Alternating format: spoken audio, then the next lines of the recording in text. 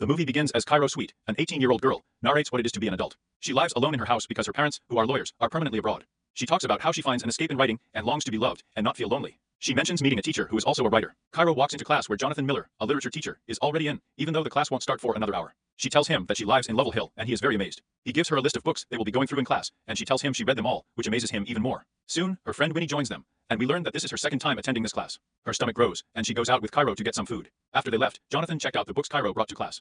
His friend and colleague Boris gets in and asks what he was reading. The book Jonathan was holding is an erotic fiction, and Boris took it before he started reading it out loud. Jonathan takes the book and goes over to eat the biscuits that Boris made. Boris finds Jonathan's book from Cairo and tells him she is also the only one who checked it out.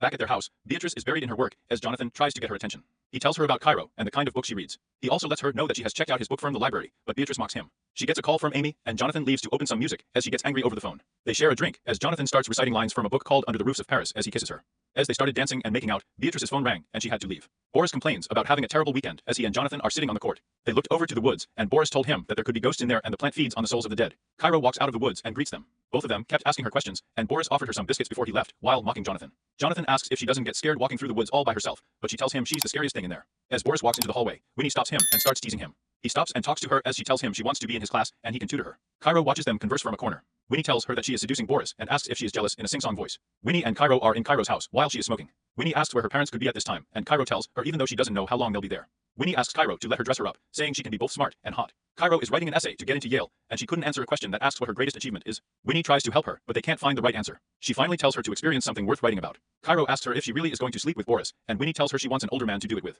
as it will be her first time doing it. Winnie tells Cairo that Jonathan looks at her differently from all the other students, but Cairo said she couldn't believe it. In class, Cairo kept looking at Jonathan. He then asked her to see him after school. Boris is in Jonathan's class, asking about Beatrice and the book she's writing. He is invited for dinner, and Jonathan tells him to shower before he comes over. After Boris leaves his class, Jonathan opens the music and starts dancing. He finds Cairo giggling when he turns around. They sit by the couch, and Jonathan asks if she's been to the scroll sessions at Sally Bunny's, a poetry salon in a Victorian village, and tells her to go on the coming weekend. The reason why he wanted to see her was because of the story she wrote about a reluctant spider. Then he recited some lines from the story before they continued to talk about the spider. He then tells her that she is talented and offers her a jump start on the midterm. He assigned her to write a short story in the style of her favorite author. He says that it could help with her portfolio for Yale. Cairo tells Jonathan that she read his book and called it grand and tragic romantic horror. Then she quotes lines from his book. He tells her that was the first thing he wrote and that he hasn't written anything recently since he got married and started teaching. But Cairo challenges him, saying he isn't inspired. Winnie joins them as they're talking. Boris, Jonathan, and Beatrice went out for dinner where Winnie was the waitress. Beatrice asks why their order is not served yet, and Winnie offers a drink on her. Boris and Winnie sneered at each other, and Winnie called Jonathan a boring teacher, to which Boris laughed. Jonathan tells Beatrice that she is Cairo's friend before they discuss about her. Beatrice tells Jonathan that he is better at teaching than writing, and that it isn't for him.